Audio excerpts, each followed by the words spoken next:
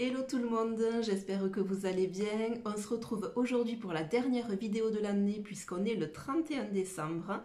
Alors qui dit fin d'année dit bilan et bonne résolution.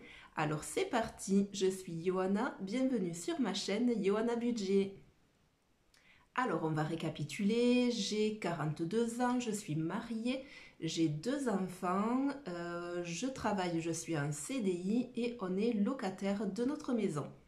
Cela fait seulement 4 mois que je fais les enveloppes budgétaires et j'en suis plus que satisfaite. Alors, je ne m'étais jamais trop intéressée à tout ce qui touche au budget. J'avais un compte courant dans la banque où j'étais depuis toujours, avec un compte épargne également, où je mettais en début ou en fin de mois, comme je pouvais, un petit peu d'argent dessus. Je n'avais jamais entendu parler de fonds de secours et ce compte épargne pouvait me servir que ce soit pour partir en voyage, pour une réparation à la voiture, quand on a aménagé dans cette maison pour acheter les nouveaux meubles, ou voilà, si le 20 du mois on était en galère, ben, je piochais un petit peu dessus. J'avais vraiment aucune notion de tout ce qui touche au budget. Alors, j'ai commencé à m'intéresser de plus près au budget cet été parce que j'ai eu envie d'un voyage. Et en fait, en regardant un petit peu le prix des hôtels, le prix des activités qui se font sur place, ben waouh, c'est un voyage qui a un sacré coût. On veut partir en Laponie avec nos enfants, ma maman, la maman de mon mari. Donc voilà, c'est un voyage qui va coûter un petit peu cher. Donc ça nous a poussé à bien mettre à plat notre budget. J'ai pris des conseils, j'ai lu des livres pour approfondir mes connaissances, j'ai commencé à regarder des vidéos, etc. De là est venue l'idée de faire moi-même une chaîne YouTube pour aider et motiver des personnes qui voudraient elles aussi passer le cap mais sans savoir trop comment faire. Donc voilà comment j'ai commencé au mois de septembre. Alors si on fait le point de ces 4 mois, ben, c'est hyper positif. Déjà, ça a changé mon rapport avec l'argent. J'ai plus de soucis, j'ai plus de gêne hein, à parler d'argent, à parler de salaire, à parler de montant de loyer, etc. C'est un sujet comme un autre, en fait, je trouve, hein, et il ne faut pas qu'on soit gêné à en parler, que ce soit en famille ou entre amis. Donc voilà, déjà, j'ai ce rapport-là qui a changé. Alors, on a totalement changé notre mode de fonctionnement au niveau bancaire. C'est-à-dire qu'avant, on avait une banque physique, une banque de village, que l'on a quittée pour passer à une banque en ligne totalement gratuite, avec carte bancaire gratuite également. Alors, on a un compte joint où il y a tous les prélèvements de la vie de famille, que ce soit le loyer, l'eau, l'électricité, les factures internet, assurance, mutuelle, etc. Ensuite, on a chacun avec mon mari notre compte courant. Et après, j'ai ouvert plusieurs livrets d'épargne. Donc, on a chacun un LEP, un livret A et des comptes.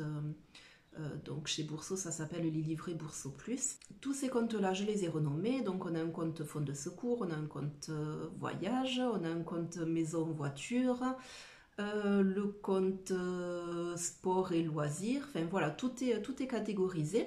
Par rapport au prévisionnel que je m'étais fait pour 2025, je ne sais pas si vous vous rappelez. Voilà, donc je m'étais fait un petit planning avec tout ce qu'on aurait comme frais. Donc par exemple, en mai, j'ai le contrôle technique avec la révision de la voiture.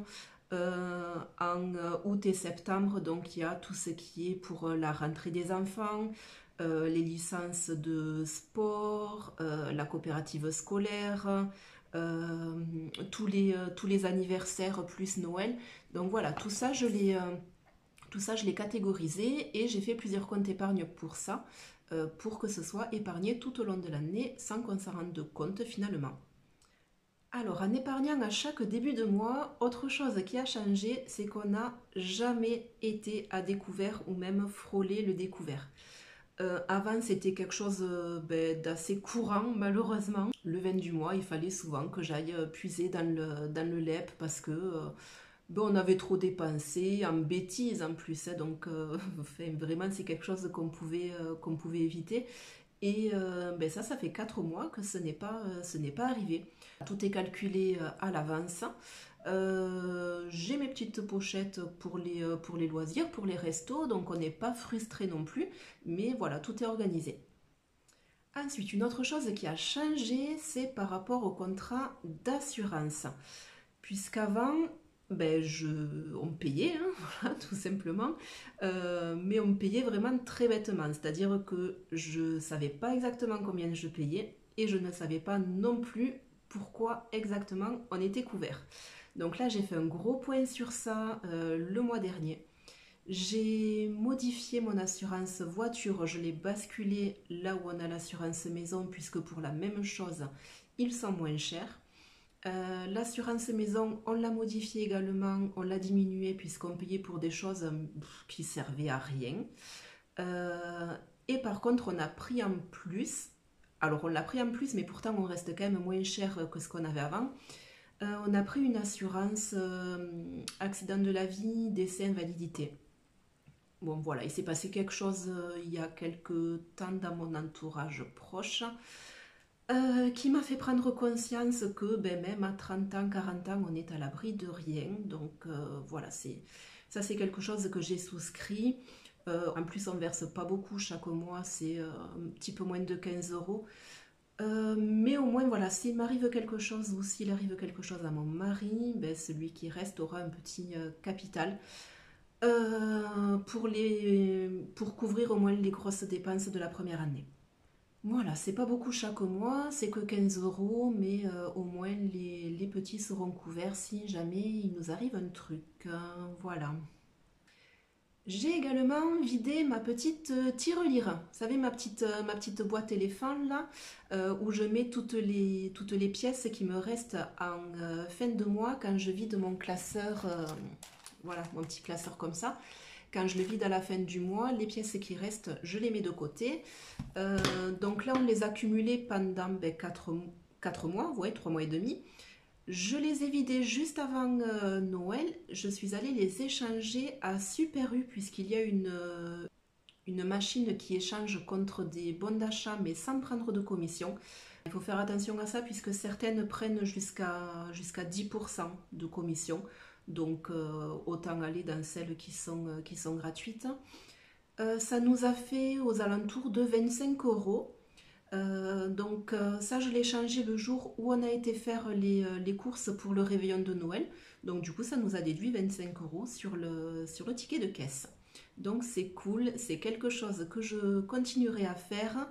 Objectif pour l'année prochaine, c'est que ça nous paye le réveillon de Noël et pourquoi pas le réveillon du jour de l'an.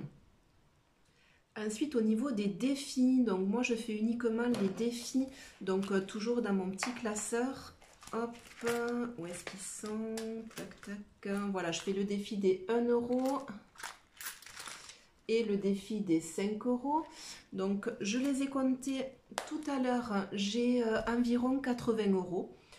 Alors ça, je m'étais dit au début quand je l'ai lancé que c'est de l'argent que j'utiliserai pour voilà, la fin d'année, soit faire des petits cadeaux en plus, ou alors aller au marché de Noël pour payer des tours de manège aux petits, ou voilà, manger des crêpes, des barbes à papa, des chocolats chauds, etc. Alors pour l'instant, on a été au marché de Noël et on s'est servi de l'enveloppe shopping loisirs. D'ailleurs, il en reste encore, donc les 5 euros et les 1 euro, je ne les ai pas encore utilisés. Donc, ben voilà, on verra, ou alors ça servira peut-être au moment des soldes, j'en sais rien. En tout cas, moi je pars du principe que cet argent-là, il est fait vraiment pour se faire plaisir, puisque je l'ai épargné, mais sans vraiment m'en rendre compte. Donc, ben, peu importe comment il est utilisé, on verra, faut kiffer. Et donc, si on parle vraiment bilan au niveau argent, alors à savoir qu'on avait quand même vidé ben, la quasi-totalité de notre LEP quand on a aménagé dans cette maison-ci, puisqu'il a fallu totalement la meubler. Pour le jardin, c'est pareil, il n'y avait aucune clôture, enfin voilà, fallait vraiment tout refaire. Donc là, on a réussi à se reconstituer ben, la base de 1000 euros de fonds de secours. Alors j'en suis très contente. Mon objectif c'est quand même un fonds de secours de 6000 euros. Mais voilà, la base 1000 euros, ça nous met à l'abri si jamais on a un problème de voiture ou un appareil électroménager indispensable, on va dire, hein, comme le frigo ou la machine à laver.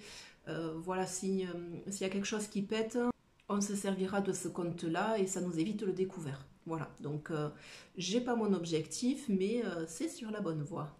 Voilà pour le bilan. Alors, si on parle objectif, alors déjà les objectifs, je me les noterai dans mon petit carnet puisque je veux en avoir une trace, comme ça, fin d'année prochaine, je pourrais faire un point, cocher les cases que j'ai réussi et là où j'ai échoué, ben, comprendre pourquoi pour essayer d'y remédier pour l'année d'après. Alors j'ai plusieurs objectifs, que ce soit niveau perso ou niveau budget. Alors on va commencer niveau perso. Le premier c'est quelque chose de très très bête. Je vais me relaisser pousser les cheveux. Alors je m'explique. L'année dernière je les ai coupés, je les avais très très longs, je les ai coupés et j'en ai fait don à une association qui s'appelle Fake Hair. Oh là là, mon anglais c'est quelque chose. Fake Hair Don't Care. Je vais te le marquer, ce sera plus simple. C'est une association qui récupère les cheveux pour en faire des perruques pour les femmes qui sont atteintes d'un cancer. Voilà, donc comme j'ai dit tout à l'heure, il s'est passé quelque chose dans mon entourage, donc ça m'a un petit peu chamboulé tout ça. Donc ben, je me suis dit on va recommencer cette année. Moi, très honnêtement, je m'en fous d'avoir les cheveux courts, les cheveux longs. Voilà, je change tout le temps de toute manière. Donc voilà, là, on va relaisser pousser. Et ben, dans un an, on coupera, comme ça, je pourrai en faire don. Voilà, j'aime beaucoup la finalité, faire du bien à des femmes qui en ont besoin. Voilà. Autre chose, niveau santé, 2025, je donne mon sang. J'ai 42 ans, j'ai une peur panique des aiguilles, je n'ai jamais donné mon sang. Pourtant, j'ai un groupe en plus qui est très bien, je suis O négatif. Voilà, donc 2025, je le donne. Faut juste que je surmonte ma peur, quoi. Et dernière chose, c'est par rapport au sport. Je vous avais déjà dit, je suis dans une salle de sport, j'y vais 3 fois par semaine. Enfin, sauf au mois de décembre. En décembre, voilà, c'est un petit peu compliqué. Mais sinon, voilà, j'y vais 3 fois par semaine. Donc, on va continuer sur cette lancée. Par contre, j'aimerais bien me lancer un petit défi cette année, faire quelque chose que j'ai jamais fait. Donc, que ce soit une course ou je suis déjà montée au Canigou, vu que j'habite à la limite des Pyrénées-Orientales. J'y suis montée 2 fois, donc je sais pas, peut-être faire le Carlite ou je sais pas. Honnêtement, je suis pas trop fixée sur ça, mais voilà, j'aimerais bien faire quelque chose que je n'ai jamais fait niveau sportif en 2025. Alors ensuite les objectifs niveau budget. Alors niveau budget, bon moi j'ai mon boulot, je suis secrétaire médicale, je suis en CDI. J'ai pas forcément de possibilité d'évolution, mais voilà, l'entreprise où je suis, ben, j'y suis bien. Je suis à 5-10 minutes de voiture de chez moi, donc voilà, je compte pas changer. Par contre, j'aimerais bien qu'on se crée avec mon mari une deuxième source de revenus, donc à voir, à réfléchir. Alors ensuite, donc, il y a l'anticipation. 2025, ça c'est vraiment quelque chose que je n'ai jamais fait. Donc créer mon petit calendrier, vous avez vu des dépenses ben, qui sont récurrentes, qui reviennent chaque année mais qui ne peuvent pas être mensualisées. Donc voilà, là j'ai prévu tout ça. C'est la première fois que je le fais. Ben, je pense qu'il y aura des loupés puisque ben, forcément j'ai jamais fait, donc ça peut pas être parfait. Mais je me dis que c'est pas grave, hein, puisque ben, j'aurais déjà prévu tout un tas d'autres choses, donc même s'il y a des loupés, ben, ce sera rattrapable. Donc voilà, 2025, on anticipe. Et ensuite, donc la dernière chose, ben, c'est la chaîne YouTube. La chaîne YouTube, ça m'est un peu tombé dessus, donc je vous ai dit, je l'ai créée. Vraiment à la base, je voulais faire qu'une vidéo pour démarrer les enveloppes budgétaires, hein, savoir comment faire, comment le mettre en place.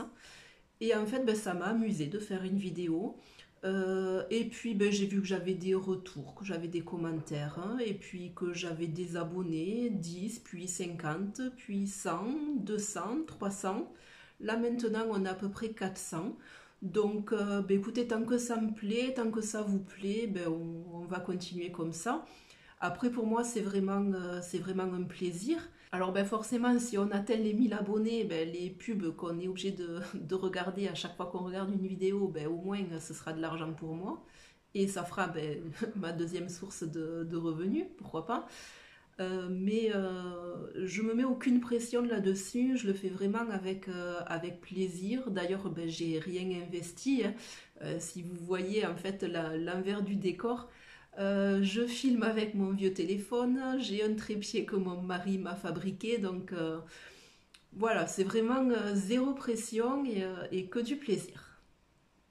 Et enfin, la dernière chose, j'aimerais bien me former, donc tout ce qui touche aux actions à la bourse. Je suis en train de regarder en ce moment, voilà, l'ouverture du PEA, les différentes actions, les ETF. C'est quelque chose qui me plaît beaucoup, qui m'intéresse beaucoup. C'est absolument pas quelque chose que je ferai cette année puisque ma priorité c'est le fonds de secours et le voyage pour le mois de décembre. Mais c'est quelque chose de très intéressant, donc me former à ça. J'aimerais bien connaître vos objectifs pour 2025 et vos résolutions, que ce soit à titre perso ou pro. Donc n'hésitez pas à me le mettre en commentaire pour qu'on en discute. On se voit le week-end prochain pour le bilan de décembre avec le remplissage des enveloppes du mois de janvier. Alors si tu n'es pas encore abonné à ma chaîne, je t'invite à le faire, à activer la petite cloche pour recevoir la notif des prochaines vidéos. D'ici là, prends soin de tes euros et je te dis ciao, à bientôt.